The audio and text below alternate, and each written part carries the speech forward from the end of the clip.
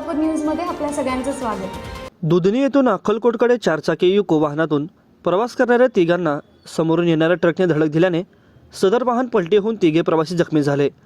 बोरी उमरगे गावाजवळ तालुका अक्कलकोट मंगळवारी पहाटे 3:30च्या सुमारास हा अपघात झाला।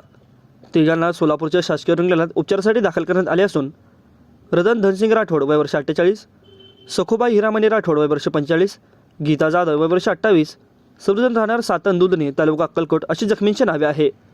यातील जखमी प्रवासी सातन दुधनी येथून चारचाकी युको वाहनातून अक्कलकोटकडे येत होते।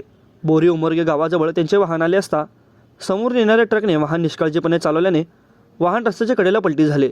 यामध्ये जखमींना हातास, डोक्यास व पायास जखम झाली असून त्यांना उपचारासाठी सर्वप्रथम अक्कलकोट येथील सरकारी दवाखान्यात नेऊन प्रथम उपचार करण्यात आले।